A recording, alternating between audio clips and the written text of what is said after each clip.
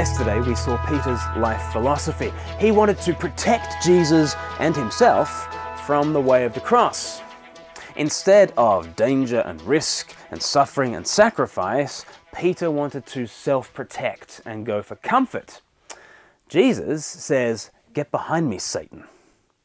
Comfort and self-protection are not the things of God. As Matthew 16 continues, Jesus will tell us to reverse our values and perceptions entirely. Matthew 16 verse 24, "Then Jesus said to his disciples, 'If anyone would come after me, he must deny himself and take up his cross and follow me.'" As we saw when we discussed the phrase, "our cross to bear," Jesus doesn't just die himself. He puts us to death with him. His cross becomes our cross. His death to the old becomes our death to the old. Therefore, a follower of Jesus is a dead man walking, a dead woman walking. We are, in the words of Paul, crucified to the world, and the world is crucified to us.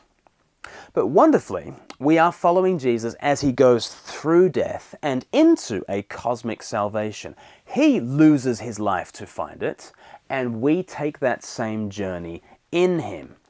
Verse 25, "For whoever wants to save his life will lose it, but whoever loses his life for me will find it." Jesus reassures us that his way is not ultimately the way of loss.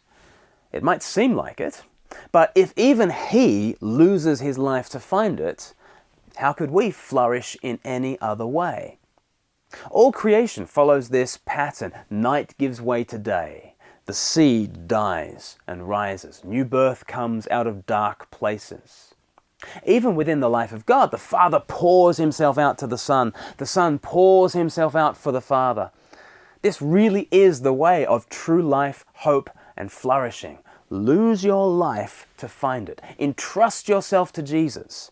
He is the one who knows how to turn losses into gains, death into life, sin into righteousness. Trust Jesus and not the way of the world, because even if the world gives you everything that it promises, which it won't, but even if it gives you everything it promises, it's just not worth it. Verse 26, "What good will it be for a man if he gains the whole world, yet forfeits his soul?" The question seems easily answerable. What good is it to gain the whole world? Well, Jesus, you would actually gain the world, right? That's quite a profit, don't you think? But compared to losing your soul, it is an unthinkable exchange. The whole world is nothing compared to true spiritual life. It's nothing compared to life in Christ. Put the world on one side of the scales and Christ on the other, and the world can go to hell. Who cares about the world if you don't have Christ? What do you have if you only have money? What do you have if you only have fame? What do you have if you only have hold of your own little life? You have nothing. You stand alone on top of the world, grasping your little trinkets that slip between your fingers, all the while you're sinking down into the pit of death. What are you pursuing in life? The things of this world? Comfort and self-protection? Those things are a dead loss. All the kingdoms of the world cannot give you what Christ gives you for free.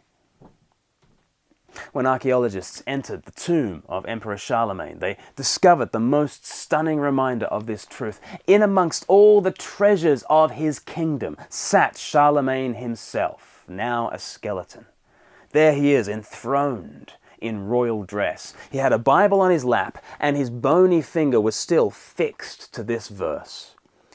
What does it profit a man to gain the whole world and yet forfeit his soul? A corpse is still a corpse, no matter how many crowns you put on it. The only sound investment in this world is Christ. Do you see a whole culture chasing after the trinkets of this world? Don't be deceived. And don't be discouraged. You know Jesus. You know that this is his world, and that the way of sacrifice is the way of reward. The way of service is the way of joy. The way of the cross is the way of true life. Life in Christ.